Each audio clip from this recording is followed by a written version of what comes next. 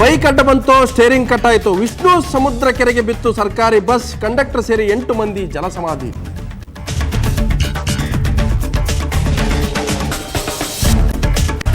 Bus ಉರುಳಿ 30ಕ್ಕೂ ಹೆಚ್ಚು ಮಂದಿಗೆ ಗಾಯ. ಬೇಲೂರು ಹಾಸನ ಜಿಲ್ಲಾಸ್ಪತ್ರೆಯಲ್ಲಿ ಗಾಯಾಳುಗಳಿಗೆ ಚಿಕಿತ್ಸೆ. ಮೃತರ ಕುಟುಂಬಗಳಿಗೆ ತಲಾ 3 ಲಕ್ಷ ಪರಿಹಾರ ಘೋಷಣೆ.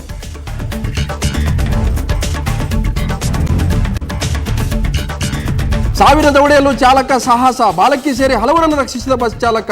ಸೌಜನ್ಯಳಿಗೆ ಮರು ಹುಟ್ಟು ಕೊಟ್ಟ ಡ್ರೈವರ್ ಸುರೇಶ್.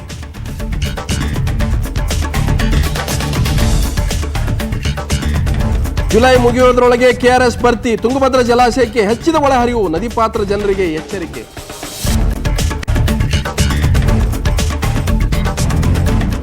ಇಂಡಿಯನ್ ಬ್ಯಾಡ್ಮಿಂಟನ್ ಲೀಗ್ಗೆ ಆರಂಭದಲ್ಲಿ ಅಪಸ್ವರ. 30 ಲಕ್ಷ ಮೂಲಧನವನ್ನು ಕಡಿಮೆ ಮಾಡಿದ್ದಕ್ಕೆ ಬೇಸರ. ಅಶ್ವಿನಿ ಪೊನ್ನಪ್ಪ ಜ್ವಾಲಾಗೊಟ್ಟ ಆಕ್ರೋಶ.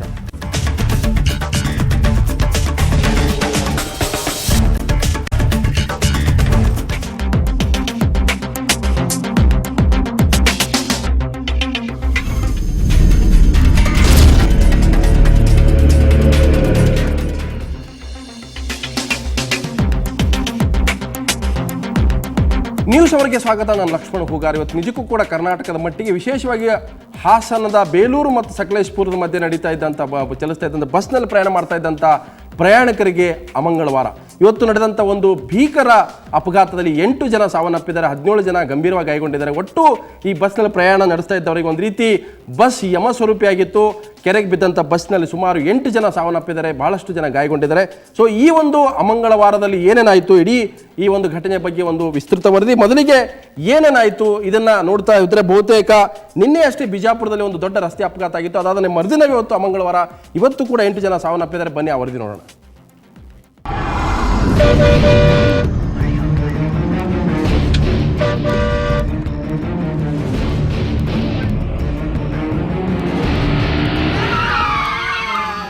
ಸಮಯ ಬೆಳಿಗ್ಗೆ 10:30.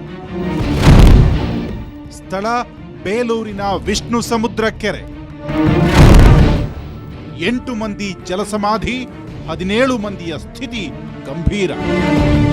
ಚಿಕ್ಕಮಗಳೂರು ಕೆಎಸ್ಆರ್ಟಿಸಿ ಘಟಕಕ್ಕೆ ಸೇರಿದ ಸುವರ್ಣ ಸಾರಿಗೆ ಬಸ್ ಸಕಲೇಶಪುರದಿಂದ ಬೇಲೂರಿಗೆ ಹೊರಟಿತ್ತು. ಬಸ್ನಲ್ಲಿ ಸುಮಾರು 54 ಜನ ಪ್ರಯಾಣಿಕರಿದ್ದರು.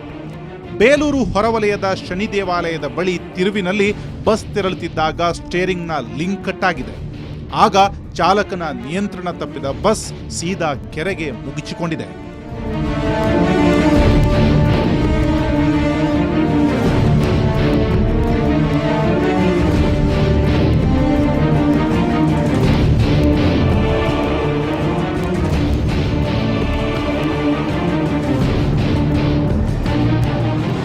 ಬಸ್ನಲ್ಲಿದ್ದ ಪ್ರಯಾಣಿಕರಿಗೆ ಏನಾಗ್ತಿದೆ ಅನ್ನೋದೇ ಗೊತ್ತೇ ಆಗಿರಲಿಲ್ಲ. ಅಷ್ಟರೊಳಗೆ ಬಸ್ ಕೆರೆಗೆ ಪಲ್ಟಿ ಹೊಡೆದಿತ್ತು. ಕೆರೆಯಲ್ಲಿ ಅಡಗಿ ಕುಳಿತಿದ್ದ ಜವರಾಯ ಬಸ್ ಕಂಡಕ್ಟರ್ ಸೇರಿ 8 ಮಂದಿಯ ಆಪೋಷಣವನ್ನ ತೆಗೆದುಕೊಂಡಿದ್ದ.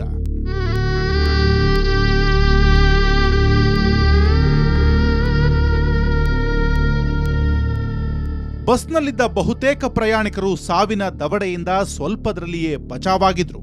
ಕೆಲವರು ಎದೆಗುಂದದೆ ಬಸ್ ಕಿಟಕಿಗಳ ಗ್ಲಾಸ್ ಒಡೆದು ಅದರ ಮೂಲಕ ತೂರಿಕೊಂಡು ಹೊರಬಂದಿದ್ರು. ಆ ಬಳಿಕ ನೀರಿನಲ್ಲಿ ಈಜಿಕೊಂಡು ದಡ ಸೇರಿದ್ರು. ಈ ಪೈಕಿ 17 ಮಂದಿ ಪ್ರಯಾಣಿಕರ ಸ್ಥಿತಿ ಗಂಭೀರವಾಗಿದೆ. ಸುದ್ದಿ ತಿಳಿದು ಸ್ಥಳಕ್ಕಾಗಮಿಸಿದ ಅಗ್ನಿಶಾಮಕ ಸಿಬ್ಬಂದಿ, ಪೊಲೀಸರು ಉಳಿದವರನ್ನ ರಕ್ಷಣೆ ಮಾಡಿದ್ರು. ಬೇಲೂರು ಹಾಗೂ ಹಾಸನದ ಜಿಲ್ಲಾಸ್ಪತ್ರೆಗೆ ಗಾಯಾಳುಗಳನ್ನ ದಾಖಲಿಸಿ ಚಿಕಿತ್ಸೆ ಕೊಡಲಾಗ್ತಿದೆ.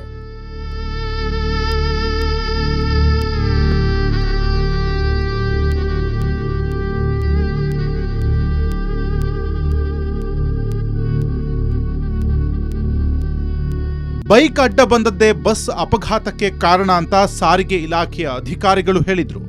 ಆದರೆ ಐಜಿಪಿ ರಾಮಚಂದ್ರರಾವ್ ಹೇಳಿದ್ದೇ ಬೇರೆ.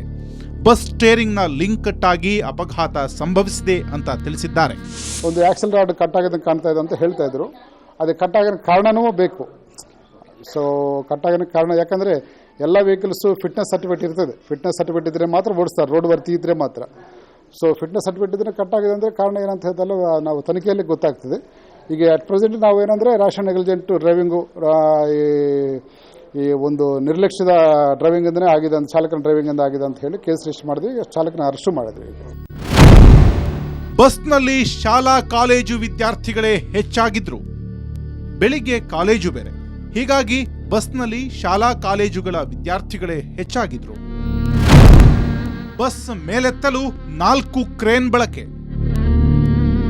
ಬಸ್ ದುರಂತದ ಬಳಿಕ 4 ಕ್ರೇನ್ಗಳನ್ನ ಘಟನಾ ಸ್ಥಳಕ್ಕೆ ತರಿಸಲಾಯಿತು.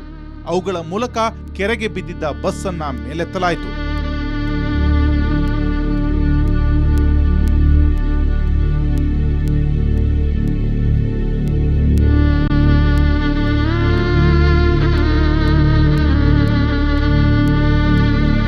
ಸುದ್ದಿ ತಿಳಿದ ಕೂಡಲೇ ಸಾವಿರಾರು ಜನ ಓಡೋಡಿ ಬಂದಿದ್ರು.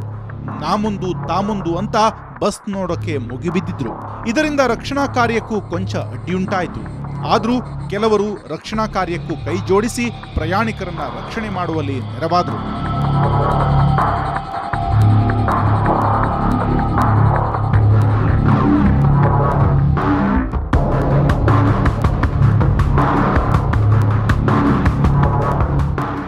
ಒಟ್ಟಾರೆ ಕೆರೆಗೆ ತಡೆಗೋಡೆ ಇದ್ದಿದ್ರೆ ಇಷ್ಟೊಂದು ಪ್ರಮಾಣದ ಅನಾಹುತ ಆಗ್ತಿರ್ಲಿಲ್ಲ ಅನ್ನೋ ಮಾತುಗಳು ಕೇಳಿಬಂದಿದೆ. ದುರಂತದಲ್ಲಿ ಮಡಿದವರಿಗೆ ಮಂಗಳವಾರ ಅಮಂಗಳವಾರವಾಗಿದೆ. ತಮ್ಮವರನ್ನ ಕಳೆದುಕೊಂಡವರ ದುಃಖ ಕಟ್ಟೆಯೊಡೆದಿತ್ತು.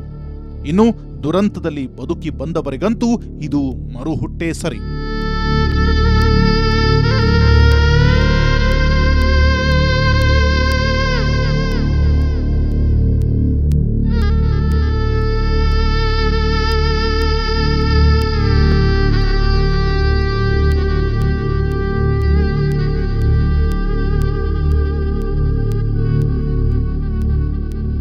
ಬೇಲೂರಿನಿಂದ ಕ್ಯಾಮರಾಮನ್ ಮಹಮ್ಮದ್ ಜೊತೆ ಹರೀಶ್ ಹಾಗೂ ಕಿರಣ್, ಸುವರ್ಣ ನ್ಯೂಸ್.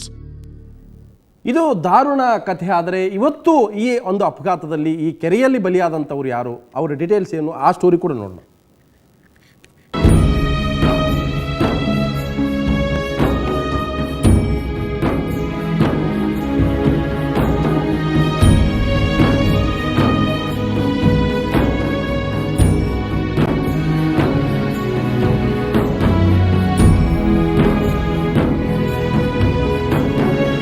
ದಿನ ಬೆಳಗಾದ್ರೆ ಸಕಲೇಶಪುರದಿಂದ ಬೇಲೂರಿಗೆ ಹೋಗೋ ಸುವರ್ಣ ಸಾರಿಗೆ ಬಸ್ ಇವತ್ತು ಕೂಡ ಹೋಗ್ತಾ ಇತ್ತು.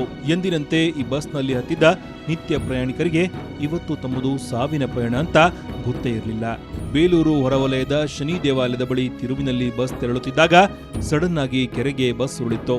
ಬಸ್ ಕಂಡಕ್ಟರ್ ಸೇರಿ 8 ಮಂದಿ ಜಲಸಮಾಧಿಯಾದರು.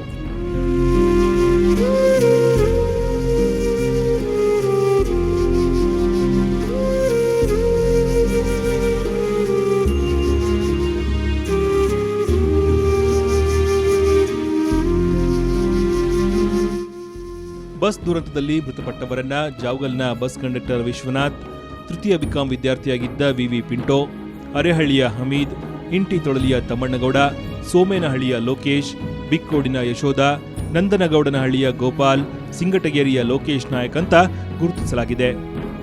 ಒಟ್ಟಾರೆ ಜವರಾಯ ಅಟ್ಟಹಾಸಗೈದಿದ್ದಾನೆ. ಬೆಳಗ್ಗೆ ಎಂದಿನ ಕೆಲಸಕ್ಕೆ ಹೊರಟ 8 ಮಂದಿ ಯಮದೂತ ಕೆರೆಗೆ ಬಲಿಯಾಗಿದ್ದಾರೆ. ರಸ್ತೆ ಪಕ್ಕದ ಇಂಥ ಕೆರೆಗಳಿಗೆ ತಡೆಗೋಡೆ ನಿರ್ಮಿಸಬೇಕು ಅಂತ ದುರಂತ ನಡೆದಾಗೊಮ್ಮೆ ಬೊಬ್ಬೆ ಹೊಡೆಯೋದೇ ಆಗಿದೆ. ಸರ್ಕಾರ ಇನ್ನಾದರೂ ಎಚ್ಚೆತ್ತುಕೊಳ್ಳುತ್ತಾ? ಬೇಲೂರಿನಿಂದ ಕ್ಯಾಮರಾಮನ್ ಮೊಹಮ್ಮದ್ ಜೊತೆ ಹರೀಶ್ ಹಾಗೂ ಕಿರಣ್, ಸುವರ್ಣ ನ್ಯೂಸ್. ಸೊ ಇದು ಸಾವಿನ ಮನೆ ಅಂತ ಹೇಳ್ಬೋದು ಕೆರೆ. ಆ ಸಾವಿನ ಮನೆಯಿಂದ ಪಾರಾಗಿ ಬಂದವರು ಕೂಡ ಸುವರ್ಣ ಜೊತೆ ಮಾತಾಡ್ತಾರೆ. ಹಾಸನದಿಂದ ಇಬ್ಬರು ಈ ಒಂದು ಅಪಘಾತದಿಂದ ಪಾರಾಗಿ ಬಂದಂಥವ್ರು, ಸಾವಿನ ದವಡೆಯಿಂದ ಪಾರಾಗಿ ಬಂದಂಥವ್ರು ಇಬ್ಬರು ಇದ್ದಾರೆ. ನಮಗೆ ಮೊದಲು ನಿವೃತ್ತ ಚಾಲಕರಂತ GM ರಮೇಶ್ ಇದ್ದಾರೆ, ಹಾಗೆ ಇನ್ನೊಬ್ಬರು BBM ವಿದ್ಯಾರ್ಥಿ ಇಬ್ರಾಹಿಂ ಕೂಡ ನಮ್ಮ ಜೊತೆಯಲ್ಲಿ ಚರ್ಚೆಯಲ್ಲಿ ಭಾಗಿಯಾಗ್ತಾರೆ. ತಮ್ಮಿಬ್ಬರಿಗೂ ಕೂಡ ಕಾರ್ಯಕ್ರಮ ಸ್ವಾಗತ. ಸೊ ನಾನು ಇವ್ರ ಜೊತೆಗೆ ಚರ್ಚೆಯನ್ನು ಮಾಡ್ತೀನಿ, ಮತ್ತೆ ಎಷ್ಟು ಸುದ್ದಿಗಳನ್ನು ಕೊಡ್ತೇನೆ, ಇನ್ನಷ್ಟು ಈ ಒಂದು ವಿವರಗಳನ್ನು ಕೂಡ ಕೊಡ್ತೀನಿ. ಅದಕ್ಕಿಂತ ಮೊದಲೊಂದು ಬ್ರೇಕ್.